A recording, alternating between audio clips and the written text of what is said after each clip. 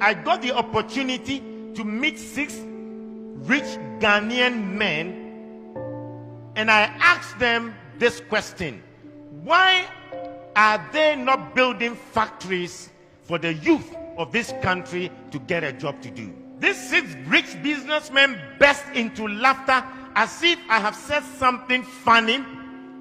Then one said, the people shouting, "No food, no jobs," are all thieves. The writer said, I said, "Really?" I was shocked. And the man then went on. He said, "I run a manufacturing business and trading business." He said, "The biggest challenge in my manufacturing business is not electricity. It is not infrastructure. The biggest challenge is getting honest staff.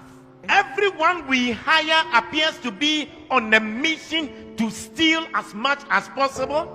They will inflate invoices, recording less than the actual number of units produced. The worst part of it all is that all the fraud we have uncovered is not done by a single person. It is usually many staff who collude with each other, from the production line to sales to finance and even to top management."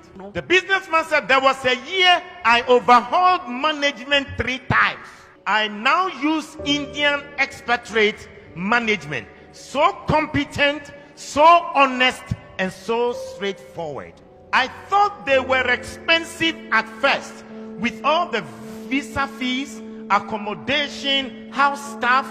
But now that the losses due to staff theft have been reduced to a minimum and efficiency increased, the Indian management has turned out to be cheaper than the previous African Ghanaian management. Now all sensitive positions involving money go to Indians.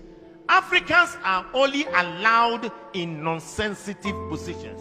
This is what the businessman further said. "I used to criticize indigenous African companies like Dangote Group that hire so many Indians when there are many unemployed Africans. But now I understand their painful decisions." He said, "My biggest challenge in the trading business is the same." In other words, he has a trading shopping business, and he said, "It is getting honest staff.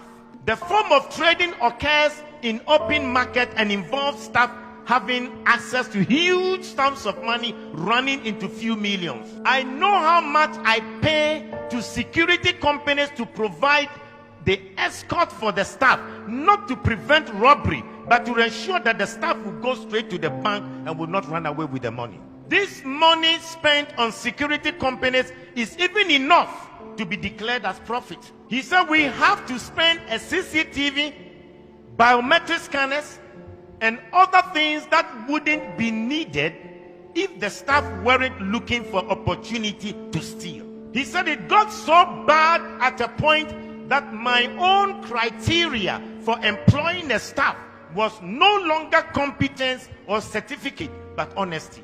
At least competence and skills can be learned, but once you are dishonest, you are dishonest." He said, "We always complain of the economy and how there are no jobs. I know people abroad who would have loved to set up job creating businesses in Ghana, but they can't because they can't get a trustworthy person to manage the business." He said, "I know people in Ghana with so much money. They want to start factories and other job creating businesses, but they can't because they are occupied elsewhere and they can't get any trustworthy person to run the business. Instead of investing in the real sector and creating jobs, they would rather buy treasury bills and keep their money than opening a business to employ Ghanaians." He said, "Dangote can open a shop and businesses in every African country in this world. But the problem is that they can't find good people and honest people to manage." He said their biggest problem is top government officials, the dishonesty between government officials that is preventing Africa to become better. He says, "Start a small farm and they